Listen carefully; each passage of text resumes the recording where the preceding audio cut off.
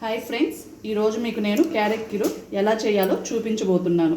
ముందుగా 4-5 క్యారెట్స్ని తీసుకొని పీల్ తీసుకోవాలి. పీల్ తీసుకున్న క్యారెట్ని ఇలా ముక్కలుగా కట్ చేసుకోవాలి. కట్ చేసుకున్న పీసెస్ని కుక్కర్లో యాడ్ చేసుకోవాలి. కుక్కర్లో వేసేసి ముక్కలు మునిగేంత వరకు వాటర్ తీసుకోవాలి. ఇలా కుక్కర్లో వేసేసుకొని మూత పెట్టేసుకొని 4 విజిల్స్ రానివ్వాలి. 4 విజిల్స్ వచ్చిన తర్వాత స్టవ్ ఆఫ్ చేసుకొని ముక్కల్ని చల్లార్చుకోవాలి. ఇలా చల్లారిన తర్వాత ఈ ముక్కల్ని మిక్సీ జార్లోకి తీసుకోవాలి.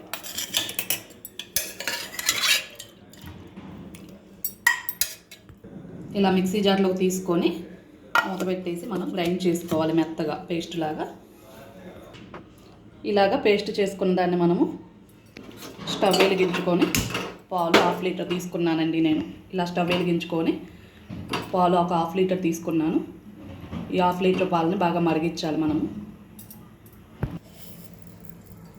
పాలు వేడైన తర్వాత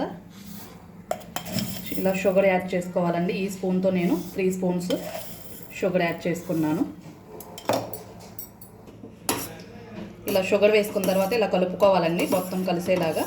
ఇలా మరుగుతున్నప్పుడు మనము మిక్సీ పట్టుకున్న క్యారెట్ పేస్ట్ని ఇందులో యాడ్ చేసుకోవాలి.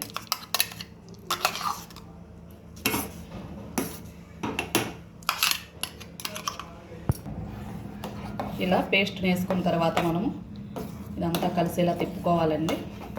కొంచెంసేపు మరగనివ్వాలి, ఒక 10 మినిట్స్. ఇలా 10 మినిట్స్ మరిగిన తర్వాత ఒక 1/2 స్పూను ఇలాచీ పౌడర్ వేసుకోవాలి. యాడ్ చేసుకొని ఇలా తిప్పాలి, కలుపుకోవాలి కలిసేలాగా.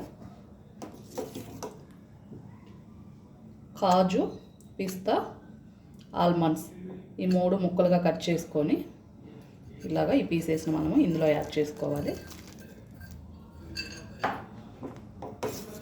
కలిసేలాగా మళ్ళీ ఒక 5 మినిట్స్ మరిగించాలండి.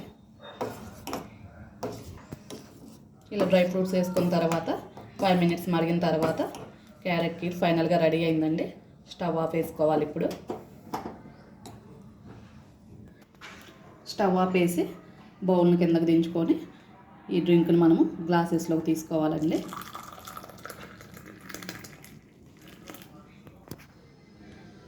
ఇలా గ్లాసెస్లోకి తీసుకొని మనము వీటిని గోరువెచ్చగానైనా తీసుకోవచ్చు, లేదంటే ఫ్రిడ్జ్లో మనం 2-3 అవర్స్ ఉంచితే చల్లగా అవుతాయి.